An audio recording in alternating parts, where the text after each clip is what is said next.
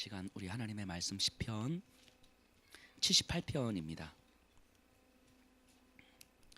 시편 78편 72절 우리 한 절 같이 보겠습니다. 78편 72절입니다.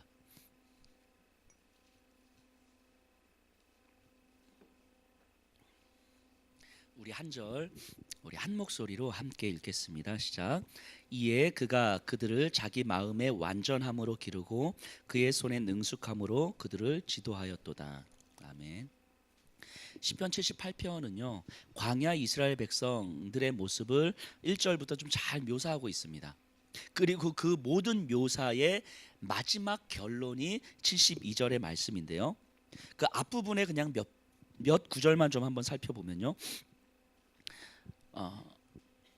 78편 12절부터 14절까지 한번 보죠요.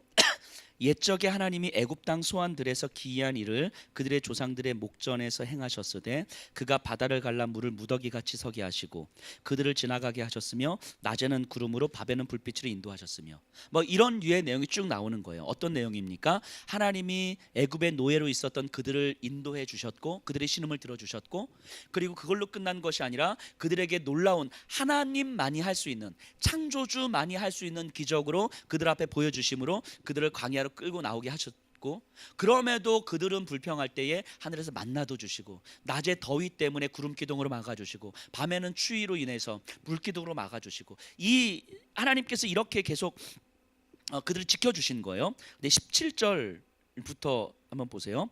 19절까지 그들은 계속해서 하나님께 범죄하여 메마른 땅에서 지존자를 배반하였도다. 그들이 그들의 탐욕대로 음식을 구하여 그들의 심중에 하나님을 시험하였으며 그뿐 아니라 하나님을 대적하여 말하기를 하나님이 광야의 식탁을 베푸실 수 있으랴. 이런 불평들이 그들에겐 계속 있었어요. 하나님을 배반하였고 하나님을 시험하였고, 그래서 결국 이스라엘 백성들이 광야에서 하나님께서 만나를 주셨을 때 처음에는 좋아했다가 그 만나를 한참 먹다가 이스라엘 백성들이 뭐라고 고백하죠? 언제까지 우리가 이 만나만 먹어야 됩니까? 애굽에 있을 때는 고기도 먹었고 이것저것 먹었는데 우리가 더 이상 이 하찮은 음식을 싫어합니다. 이렇게 하나님을 배역하죠. 그래서 하나님께서 메추라기를 주시고 그리고 정말 질릴 때까지 고기를 주시죠. 어쨌든 이스라엘 백성은 그렇게 배역하는 거예요. 21절에 그러므로 여호와께서 듣고 노하셨으며 야곱에게 불같이 노하셨고 또한 이스라엘에게 진노가 불타올랐으니, 하나님 또 진노하시는 거죠. 그리고 또 어떻게 하셨을까요? 그들을 지켜주시고 또 먹을 것을 챙겨주시고 또 보호해주시고. 근데 이스라엘 백성은 또 하나님 앞에 범죄하고 하나님을 시험하고 자기 원하는 대로 하고 하나님 또 그들에게 노하시고, 이게 광야의 반복 아니었습니까? 그래서 광야에서 출애굽 1세대들은 광야에서 여호수아와 갈렙을 제외하고 다 죽은 거죠. 근데 생각해 보면요, 우리는 이렇게 결론을 이렇게 광야 생활을 다 알고 있기 때문에, 근데 그냥 그들의 삶의 순간을 한번 생각해 보세요. 제가 묵상하면서 이런 상상을 한번 해봤어요. 제가 이스라엘 백성인 거예요. 애굽에서 10가지 재앙을 쭉 해서 신기하죠. 우와, 어떻게 이럴 수가 있지? 막 우리 첫 아들들만 안 죽고 애굽의 장자들은 다 죽은 거예요. 아니 어떻게 이런 일이 있지? 그래서 정말 우리 하나님이 진짜 하나님이시구나. 또 갔는데 또 홍해를 갈라주시잖아요. 우와, 그러면 홍해 발라서 막 난리, 막 소고치며 춤추며 찬양하잖아요. 그 찬양하고 그 다음 날이 됐는데 먹을 것이 없는 거예요. 이게 광야 이스라엘 백성이잖아요. 어제 찬양을 했어요. 막 어제 하나님 막 찬양을 했어요. 근데 오늘 되니까 먹을 게 없는 거예요. 광야에서 낮에는 무지 더운 거예요. 밤에는 막 춥고. 생각해 보세요. 저는 이런 상상을 했어요. 어제 홍해 바다를 가르고 나서 엄청 하나님 찬양했잖아요. 그 찬양으로 오늘 먹을 것이 없어서 하나님 감사합니다. 물론 하루는 그랬을지 모르겠습니다. 근데 이틀이 지나도 또 먹을 게 없는 거예요. 3일이 지나도 또 먹을 게 없는 거예요. 어느 순간 홍해 바다의 그 놀라운 기적과 우리가 하나님을 그렇게 찬양했던 그 찬양은 어느 순간 사라져 버리는 거예요. 먹을 것이 당장 한 이틀을 굶고 있으니까 이게 이제 하나님이고 뭐고 없는 거죠. 하나님이 정말 우리를 살리실 수 있으시겠느냐? 하나님이 하나님이 아니라 모세 당신이 우리를 이 광야에서 혹시 죽이려고 우리를 여기로 데려온 거 아니냐? 이런 얘기들이 이제 막 나오는 거예요. 우리가 생각할 때는 아니 10가지 재앙도 있고 홍해도 이렇게 갈라주셨으면 이제는 믿을 법도 한데 이 사람들이 이상한 사람들 아니야? 근데 제가 그 광야의 이스라엘 백성의 입장에 딱 됐다고 생각해 보면 근데 저도 그럴 것 같아요. 일주일 전에 홍해 갈라져서 하나님 막 찬양하는데 이 일주일 동안 내 삶이 너무 고단하면 이 일주일 전에 하나님 얼마나 찬양했는지 기억이 안 나는 거예요. 그럴 것 같은 거예요. 막 이렇게 그러다가 하나님께 이제 만나를 주시잖아요. 만나를 주셔서 먹고 또 그러다 보니까 또 뭐가 없어요? 물이 없는 거예요. 아, 만나도 주신 하나님께서 우리에게 또 물도 주시겠지. 근데 하루가 지났는데 물이 없어요. 이틀이 지났는데 물이 없어. 이스라엘 백성들이 뭐라고 그래요? 우리를 여기서 죽이려고 하는 거지. 우리 죽이려고 데려온 거지. 이제까지 준 거는 그냥 우리를 꼬시려고 이렇게 했던 거지. 우리 여기 죽이려고 하는 거 맞지? 정말 하나님이 우리를 정말 살리실 수 있을 것 같아? 이런 얘기 하잖아요, 이스라엘 백성들이. 어제 분명히 한 일주일 전에 만나 주셨거든요. 그래서 하나님께 주신 만나랑만 먹었거든요. 근데 2, 3일 물이 없어서 목이 말라서 그 광야 더운 날씨에 막 헉헉대고 죽을 것 같으니까 하나님이고 뭐고 안 보이는 거죠. 저는 그럴 것 같은데 여기 우리 성도님들은 안 그러시겠죠? 저는 그럴 것 같아요. 그게 일주일이 지나고 또 2주일 지나고 그러니까 반석에서 또 물을 주시죠. 그 시간이 광야의 시간이 그 시간이.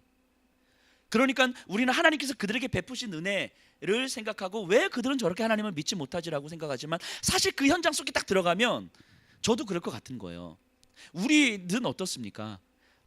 정말 뭐 선교를 다녀오고 말씀 사경연을 하고 주일날 예배를 드리고 정말 너무 큰 하나님의 은혜를 받고 정말 이 하나님의 은혜라면 이 말씀으로 내 영혼이 찔려서 하나님 앞에 설 수 있다면 하나님 내가 정말 이제는 십자가 앞에서 무릎 꿇고 어떤 사람이라도 내 마음을 죄에 내어놓지 않고 십자가에 내어놓고 하나님 살겠습니다. 힘들지만 내가 몸부림치면서 살겠습니다 라고 말씀 후 찬양하고 결단을 하고 눈물 콧물 쏟으며 기도를 했는데 사실 주일날 저녁과 월요일이 되면 그 마음은 온데간데 없어지는 거예요. 이런 거 아니겠어요? 이스라엘 백성들의 광야에서의 그 모습이 마치 우리들의 이런 거 아니겠어요? 분명히 은혜 받고 하나님께서 나에게 얼마나 큰 은혜를 주셨고 얼마나 큰 사랑을 주셨는지 알겠는데 어느 순간 계속해서 힘겨운 상황들이 배수되면 하나님 진짜 살아 계시는 건지 하나님 나를 지금 지켜주고 계시는 건지 내가 진짜 하나님을 믿고 있는 건지 내가 예배를 드리는 게 과연 무슨 의미가 있는 건지 그냥 예배 안 드리면 뭔가 찝찝하니까 그냥 계속 예배는 드리긴 하지만 뭐 이런 마음의 상태. 이게 광야 이스라엘 백성들의 모습과 우리의 모습과 비슷하지 않을까 싶은 거죠.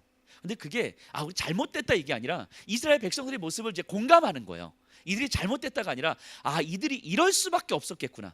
공감하는 거예요.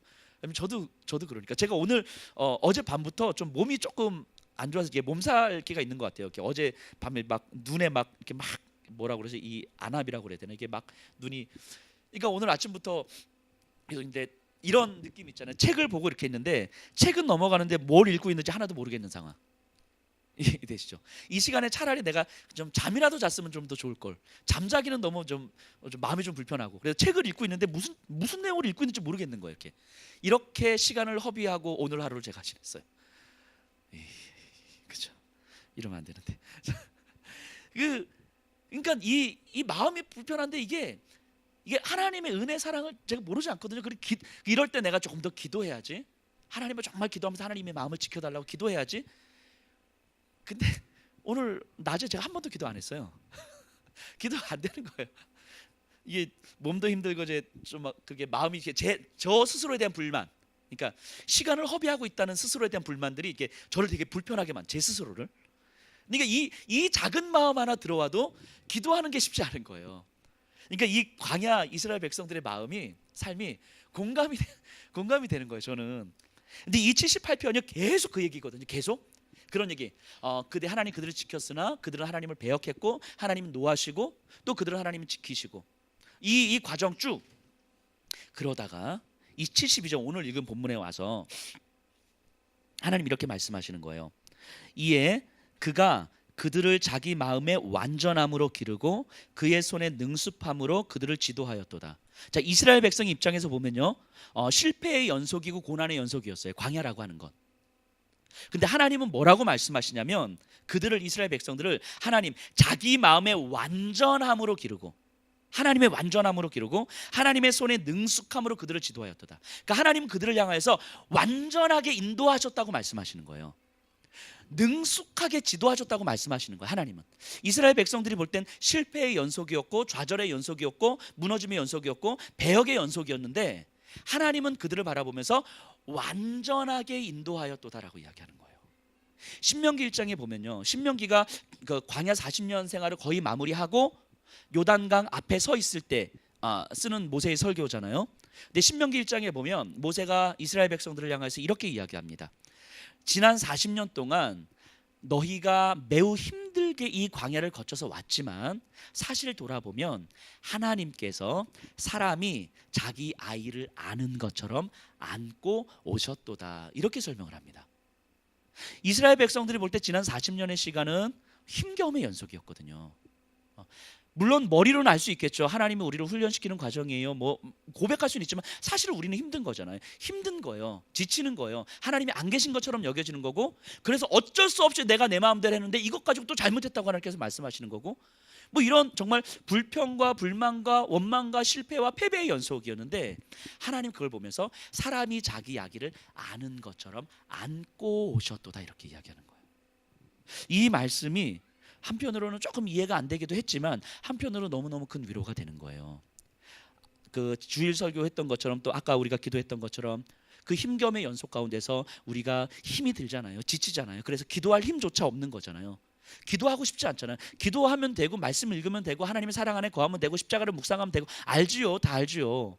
근데 안 되는 게 문제인 거잖아요. 안 되는데 어쩌라는 거죠. 그래서 그럼에도 불구하고 기도하셔야 됩니다. 그럼 이제 싸우는 거죠.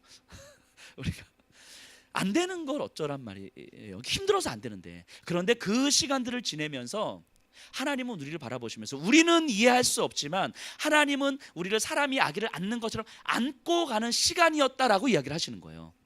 나에게는 힘들어서 기도할 힘조차 없는 그런 시간, 내 안에 하나님을 완전히 지워버리고 싶었던 그런 시간조차도 하나님은 사람이 아기를 안는 것처럼 안고 오시고 있는 중이었다라고 말씀하시는 거예요. 모세가 그 40년의 시간을 돌아보면서 사실은 그 순간 그때도 그랬어 라고 말씀하시는 거죠. 지금 72절에서도 하나님께서는 자신의 완전함으로 그들을 인도하셨다고 말씀하시는 거예요. 우리에게는 실패의 연속일 것 같은 지금 이 순간이, 그래서 절망의 끝자락일 것 같은 이 순간이 지금은 잘 모르겠지만 하나님은 후에 말씀하시길 보여주기를 그때에도 내가 꼭 안고 가는 그 순간이었어. 네가 그때 내가 없는 것처럼 여겼던 그 순간, 그 순간에도 사실은 내가 너를 꼭 안고 있었던 거였어. 이렇게 말씀하고 있는 거죠, 하나님께서. 그래서 이 사실을 깨달을 때까지 기다려 주시는 거예요. 너 이 사실을 알아, 이게 아니라 이 사실을 깨달을 때까지 기다려 주시는 거예요. 이게 우리 아버지시죠. 우리에게 믿음을 강요하시는 분이 아니시죠. 이렇게 해라 저렇게 해라, 이렇게 하면 안 된다 정죄하고 판단하시는 분이 아니시죠. 이 사랑을 포기하지 않는 하나님께서 이 사랑을 깨달을 때까지 기다려 주시는 거예요. 깨달을 때까지. 근데 이 사랑을 깨닫기 전에 멀리 도망가려고 할까봐, 멀리 도망쳐서 절대로 이 사랑을 깨닫지 못할까봐, 그래서 그때마다 하나님께는 치시는 거죠. 너 여기까지 벗어나면 안 돼, 이렇게 치시는 거죠. 이건 우리를 치시는 게 아니라 이 울타리를 벗어나지 않도록 우리를 돌봐주시는 거죠. 양을 치는 막대기를 우리를 이렇게 몰고 가시는 거죠. 그리고 이것이 울타리였다는 사실을 깨달을 때까지 우리를 기다려주시는 거예요. 지금 이 순간도 하나님은 우리를 기다려주고 계시는 거죠. 때로는 지금 이 순간도 하나님께서 우리를 이렇게 치시면서 이렇게 울타리 안으로 몰고 오는 시간일 수 있는 거죠. 하지만 우리가 어느 시간이 지났을 때 그게 하나님이 나를 안고 있었던 순간이었구나라고 깨달을 때, 그때 그 사랑 앞에서 차마 내가 뭘 할 수 있는 말이 없는 거예요. 그 사랑 앞에서는 차마 내가 뭘 드러낼 수 있는 말이 없는 거죠. 그래서 마음이 완전히 무너지는 거죠. 그래서 그 사랑 앞에서 그냥 내 생명이라도 달라 하시면 하나님, 나 이거 아깝지 않아요, 그렇게 고백할 수 있는 거겠죠. 그 고백하기를 하나님은 기다려주시는 거예요. 지금 이 순간에도 우리가 소망했으면 좋겠습니다. 하나님, 지금은 내가 무너져 있는 것 같은데 하나님, 그 사랑 지금도 나를 안고 계실 텐데 그 사랑이 진짜 나에게 깨달아지게 해주세요. 빠른 시간 안에 깨달아지게 해주세요. 그 사랑에 내가 완전히 감격해서 하나님 정말 달라 하시면 전혀 아깝지 않아요 라고 드릴 수 있는 이 고백이 내 마음과 내 입술에서 나오게 해주세요. 우리 이렇게 소망이 있으면 좋겠습니다. 저도 우리 저와 우리 성도님들을 위해서 그렇게 계속 기도하려고 합니다. 우리 성도님들을 위해서 그렇게 기도하시면서 정말 우리 하루하루를 이 소망으로 살아가십시다.